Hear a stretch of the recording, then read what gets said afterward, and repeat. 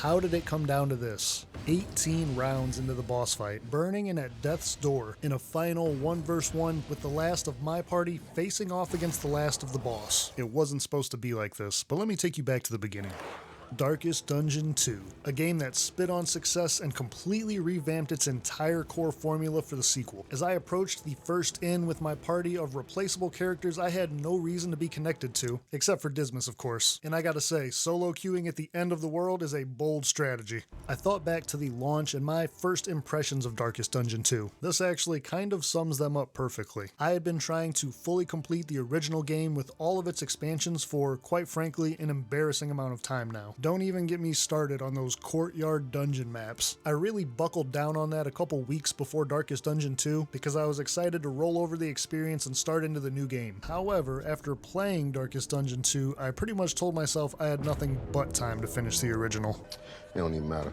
This would be my first time coming back since then, and as my party set off into the sprawl, I really didn't expect the game to give me any reason to jump back in. The upcoming Kingdom update has piqued my curiosity though, and I didn't want my characters to have no skills unlocked, so I decided I would come back to Darkest Dungeon 2, try to learn the mechanics and systems, and give it a real shot. Plus, I am so confused about what happened to the Flagellant. I mean, just look at the poor guy. What did they do to you? Luckily, not everything is different, and I think we're all glad the voice actor came back because he somehow always scratches this itch in my brain. They revel in debauchery, debasing themselves in the face of the end.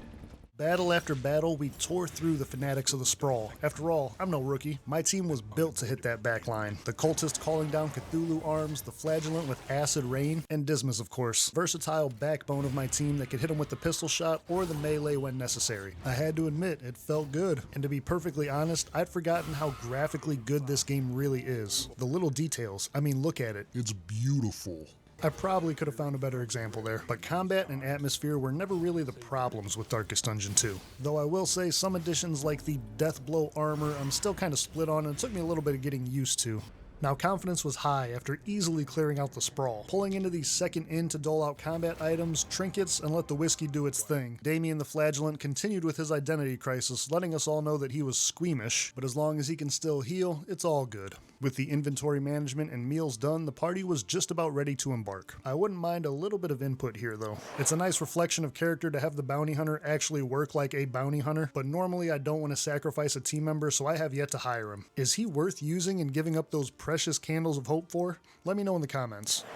Setting out into the tangle, I was enjoying my return to Darkest Dungeon 2 more than I expected, even though some of my core complaints, and maybe yours too, are still here and at this point definitely not going anywhere. I've always thought the stagecoach feels bad, like there's nothing in between small adjustment or comically overcorrecting when you're trying to hit debris, and of course the roguelike focus of the game put a lot of people off, including myself. But I will say, since 2021 when Darkest Dungeon 2 released in early access, roguelikes have become a very common game type, and in my opinion, a lot of them don't do anything to really separate themselves from the rest. So while I don't love the gameplay change, I guess I appreciate it a little bit more now because of how well it's presented and implemented into the base game mechanics. I am really interested to see how the Kingdoms game mode will address some of these issues and improve on the formula, even if it is bringing back those damn Crimson Court bloodsuckers. No! God, please, no! No! As for the team in the Tangle, there were some rough spots, but overall, things were still going pretty well so far. My back rank strategy was still paying dividends, especially in these tedious barricade battles, but enemies were definitely getting tougher and hitting harder. Since I'm always paranoid about being able to heal, I pushed the Hellion story forward, trying to unlock Adrenaline Rush, a very good healing skill. I got the stress heal instead, and while this seemed like a decent thing at the time, it would actually come back to haunt me later. The Tangle was tough, with quite a few road battles, my Hellion having her first mental breakdown, and a visit to an old friend's place that I decided I just wasn't quite ready to deal with right now. Wrapping up a surprisingly easy cultist battle with a death blow by Dismas of course, as I pulled into the final inn, the Tempting Goblet, which is an awesome name and callback. It felt like I had all of my bases covered. Granted, this hadn't been a particularly crazy run with no lair bosses, shambler, or creature dens, but for my first run coming back, it felt good. My party was rewarded with stale bread, giving them the plus 20 max HP buff, and I divvied up what combat items I could afford to specifically combat statuses. And after a solid night's rest, we set out. The mountain. It was time. I should point out that when I played this game at launch, I didn't really give it a lot of time. I don't think I made it to the mountain, and if I did, I honestly don't remember it, so this all pretty much felt brand new to me. I was excited. My Hellion and Flagellant were still pretty stressed out, but after dealing with her previous mental breakdown, Boudica bounced back with a resolute response, making short work of the cultists in the road battle and keeping the momentum building. And as the stagecoach rolled into the darkness of the mountain, I allowed myself a moment to think that I had it all figured out. But I was wrong.